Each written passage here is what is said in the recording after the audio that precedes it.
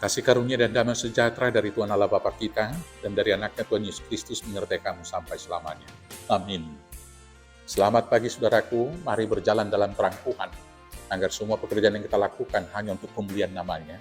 Maka dengarkanlah firman Tuhan yang memandu kita, yaitu dari Yohanes 8 ayat 12, demikianlah firman Tuhan. Maka Yesus berkata pula kepada orang banyak, katanya, "Akulah terang dunia. Barang siapa mengikut aku, ia tidak akan berjalan dalam kegelapan, melainkan ia akan mempunyai terang hidup." Demikianlah firman Tuhan. Bapak Ibu Saudaraku yang terkasih dalam Yesus Kristus, hampir semua orang, semua manusia tidak suka dengan kegelapan. Karena apa? Di dalam gelap kita tidak dapat melihat apa-apa. Karena tidak dapat melihat apa-apa, kita tidak tahu berjalan dan menentukan arah tujuan dalam perjalanan kita. Kita takut terbentur, kita takut juga akan ancaman yang mungkin dapat membahayakan jiwa kita. Dan di dalam gelap juga kita tidak dapat melihat keindahan, karena bahkan membedakan warna sekalipun kita tidak dapat merasakannya. Singkatnya, dalam kegelapan itu yang ada adalah hanya ketakutan dan ketidaktahuan. Maka karena itulah tiap-tiap pagi ketika sinar matahari datang, hampir seluruh makhluk di bumi menyambutnya dengan sukacita. Burung-burung bernyanyi, ayam berkokok, manusia bergegas melakukan pekerjaan. Binatang-binatang di hutan juga mereka bersorak-sorak. Karena apa?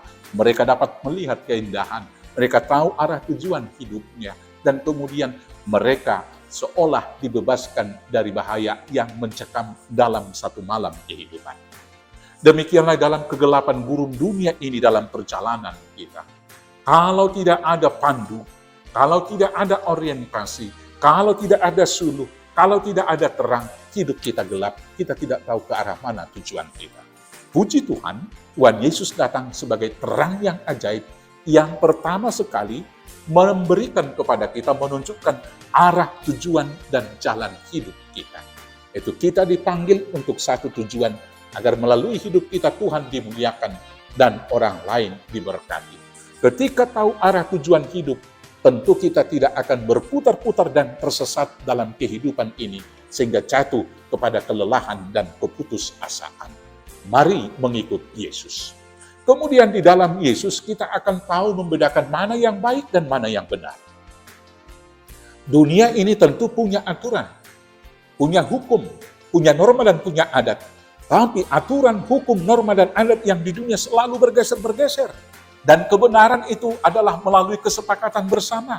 Maka bisa saja satu kesalahan kemudian ketika semua sudah sepakat, itu dianggap kebenaran. Salah satu contohnya yaitu kesakralan hidup pernikahan. Hari ini semakin mengalami pergeseran. Kalau di awal yang dipersatukan oleh Allah tidak boleh diceraikan oleh manusia, masih dipegang teguh. Minimal secara khusus jemaat gereja HKBP. Tapi terakhir ini, angka perceraian semakin meningkat. Dan masyarakat juga, demikian juga jemaat gereja kita semakin permisif atas perceraian tersebut. Ini adalah bahaya. Maka kita harus tetap dapat membedakan mana warna yang benar, mana yang tidak benar. Kemudian kita dapat melihat sekeliling kita, bebas dari rasa takut. Karena di dalam Tuhan, tidak ada bahaya, tidak ada kegelapan. Tuhanlah yang menjadi terang hidup kita. Maka selamat berjalan di dalam terang Injil, di dalam terang yang ajaib, di dalam Yesus Kristus Tuhan kita. Amin, kita bersatu dalam doa. Terima kasih Bapa yang baik. Biarlah kami berjalan dalam terang Tuhan, agar kami dipandu kepada tujuan yang mulia. Dan kami dapat membedakan mana yang baik dan benar, sehingga hidup kami berguna menjadi berkat bagi orang banyak, dan persembahan kemuliaan bagi nama Tuhan, di dalam Yesus Kristus Tuhan Juru Selamat kami yang hidup. Amin. Selamat beraktivitas, Tuhan Yesus memberkati. Horas.